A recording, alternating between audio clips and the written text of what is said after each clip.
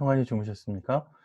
오늘 아침에는 베드로전서 4장 1절부터 11절까지 있는 말씀 함께 살펴보려고 합니다. 먼저 문맥이 어떻게 흘러왔는지 한번 생각해 봤으면 좋겠는데요. 3장 13절부터 4장 6절까지 베드로는 계속해서 고난에 대해서 이야기를 하는데, 지난 시간까지는 외부에서 오는 고난 중에도 선한 일을 행해야 됩니다 라고 하는 것, 특별히 예수님의 본을 통해서 이야기를 했고요. 오늘 본문은 고난으로 죄를 멈추어야 됩니다 라고 하는 정반대 이야기를 하고 있습니다. 그래서 오늘 본문의 일부 4장 1절부터 6절까지는 지난 시간 고난에 대해서 이야기한 것에 반대 방향으로 이야기를 하고 있고요. 4장 7절부터 11절은 고난에 대해서 쭉 이야기한 것과 반응해서, 그 대응해서 공동체 내부에서 신자들이 어떻게 행동하고 또 어떤 태도를 지녀야 되는가, 이렇게 이야기할 수 있습니다. 그래서 3장 13절부터 4장 6절까지가 고난에 대해서, 외부로부터 오는 고난에 대한 태도, 그래서 외부적인 세상을 향한 태도라면 4장 7절부터 11절은 공동체 내부를 향해서 어떤 태도를 지녀야 되는지 베드로가 이야기해 주고 있습니다. 그래서 오늘 본문은 이렇게 고난에 대한 태도의 일부, 그리고 공동체 내부를 향한 태도, 이 두 개의 문단이 엮여져 있습니다. 그래서 제가 처음에 4장 1절부터 6절, 7절부터 11절 이렇게 표시해 드린 이유가 여기에 있습니다. 내용을 좀 살펴볼까요? 오늘 본문의 내용의 첫 번째는 예수님처럼 고난을 갑옷 삼아서 죄 짓지 마십시오, 이렇게 이야기하고 있습니다. 지난 본문도 예수님의 본을 이야기했는데, 오늘도 예수님께서 고난을 통해서 죄를 해결하셨기 때문에 우리도 죄를 짓지 말고 살아야 됩니다, 이렇게 하나 이야기하고 있고요. 두 번째 문단에서는 지체들을 사랑하고 대접하면서 청지기처럼 봉사해야 됩니다 라고 이야기를 하면서 공동체 내부를 향해서 어떤 태도를 지녀야 되는지를 이야기하고 있습니다. 예, 본문을 조금만 자세히 살펴보면 첫 번째 문단에서는요, 예수님께서 단번에 죄를 해결했습니다 라는 이야기를 하면서 죄에 대해서 예수님과 똑같은 태도로 무장해야 됩니다 라고 베드로가 이야기합니다. 사실 저희 성경에 있는 표현이 약간 어렵게 되어 있는데요. 죄를 그쳤습니다, 이 표현이 조금 어려운데, 그 표현은 아마도 예수님께서 죄를 해결하셨다, 단번에 죄를 해결하셨다라는 말로 읽으면 좋을 것 같습니다. 그러면 예수님이 죄를 한 번에 해결하셨으니까 우리도 예수님과 같은 태도로 무장해야 됩니다. 그 말은 곧 죄에 대해서 싸워야 됩니다. 예수님께서 죄를 해결하셨기 때문에 우리도 죄에 대해서 싸워야 됩니다. 그렇게 해서 베드로는 우리에게 "왜 그렇게 해야 합니까?" 라고 이야기했을 때, 우리가 인간의 정욕 대신에 하나님의 뜻을 쫓아가려고 "그렇게 해야 됩니다." 라고 이야기해 주고 있습니다. 사실 하나님께서 베드로의 독자들을 부르셨을 때 그 뜻은 정욕이 아닌 하나님의 뜻을 쫓아가도록 부르신 거죠.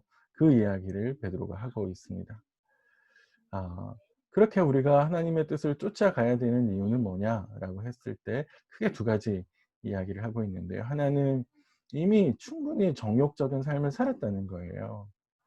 그 시간에 너무 족하다는 겁니다. 더 이상 그 헛된 의미 없는 허탄한 삶에 빠져 있을 이유가 없다라고 이야기를 합니다. 물론 이제 그렇게 하나님의 뜻을 쫓아가는 삶을 살 때 동료 사람들은, 예전에 있는 사람들은 비방하면서 어 그들에게 비판을 하겠지만, 사실 나중에 하나님 앞에 심판대 가면 이 비방하는 사람들이 하나님의 심판에 대해서 변명해야 되는, 그래서 상황이 역전되는 현상이 일어날 거다. 그래서 3장 15 절에 있는 말씀과 한번 비교해서 보시면 이 말의 의미가 명확하게 드러납니다. 두 번째는 복음이 전파된 이유인데요. 역사적으로 하나님께서 구약에서부터 줄긋하게 하나님의 선지자들을 통해서 뜻을 전하신 이유는 뭐냐면, 육체적인 삶이 아니라 하나님의 뜻을 쫓아 사는 삶, 그 삶을 위해서 복음이 전파된 것이죠. 그러니까 이러한 이유들 때문에 오늘 우리가 하나님 앞에서 정욕의 삶을 쫓아가는 것이 아니라 하나님의 뜻을 쫓아서 죄를 멀리하고 죄와 싸우는 삶을 살아야 된다라고 베드로가 권면하고 있습니다. 우리가 생각할 점은 몇 가지가 또 있는데요. 요런 거에 대해서 한번 요렇게 생각했으면 좋겠는데, 죄에 대한 나의 태도에 대해서 한번 생각했으면 좋겠습니다. 예수님께서 한 번에 죄를 해결하시기 위해서 십자가를 지셨는데, 그 예수님을 생각하면서 우리가 죄에 대해서 단호한 태도를 지니고 있을까 한번 생각해 보시고, 특별히 예수님의 죽음의 의미, 예수님의 죽음은 내 삶에 있는 죄를 해결하는 것뿐만 아니라 더 나아가서 나로 하여금 선행할 수 있도록, 선한 일에 열심을 낼 수 있도록, 그걸 위해서 십자가를 지셨는데, 그런 예수님의 죽음의 의미가 내 삶에 잘 드러나고 있을까? 네, 사실 이 말은 이런 거죠. 내가 하지 말아야 될 제 습관들, 혹은 욕심을 쫓아가는 것들, 습관적으로 해오는 일들, 이런 것들을 찾아서 멈추고 있는가? 반대로 선행들을 하고 있는가? 베드로전서 안에서는 악을 악으로 갚지 않고 악을 선행으로 갚으라고 계속 권면하고 있는데요. 적어도 하나님 욕먹게 하지 않는 것, 더 나아가서 악행들을 선행으로 갚는 것. 그래서 인내하고 나에게 괴롭히는 사람들을 축복하고 그들을 위해서 기도해 주는 모습들, 그런 선행들이 내 안에서 일어나고 있을까? 내 삶을 한번 좀 돌아보시면서요. 예수님의 죽음의 의미가 헛되지 않게 내 삶에 잘 드러나고 있는지 한번 살펴보았으면 좋겠습니다. 네, 두 번째 오늘 본문의 단락은 공동체 내부를 향해서 어떤 태도를 보여야 되는가 이렇게 하면서, 먼저는 자기 자신이 기도를 위해서 집중하고 근신해야 됩니다. 이게 사실은 내부적으로 자기 마음을 잘 다스리고 관리해야만 다른 사람들을 위해서 봉사할 수 있거든요. 그래서 먼저 기도를 위해서, 헬라어 본문에 이렇게 되어 있습니다. 기도를 위해서 집중하시고 또 근신하십시오. 이렇게 되어 있고요.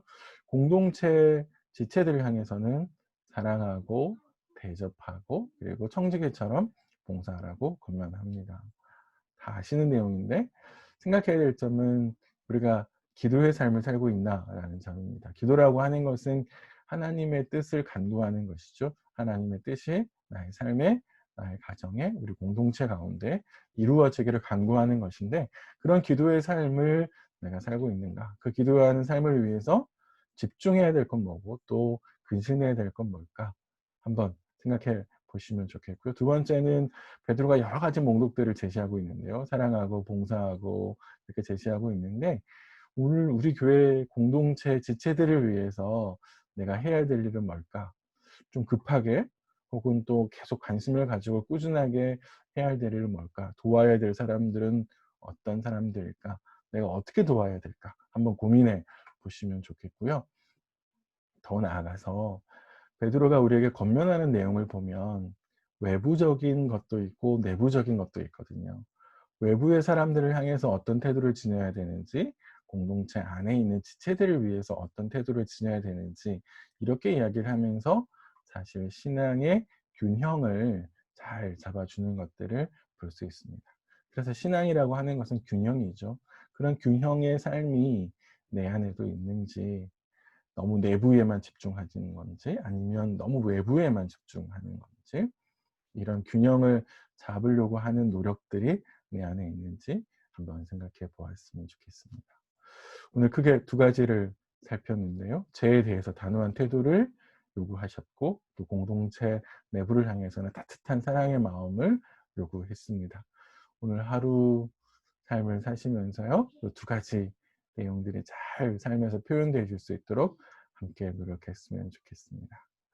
저는 내일 아침에 다시 찾아뵙겠습니다.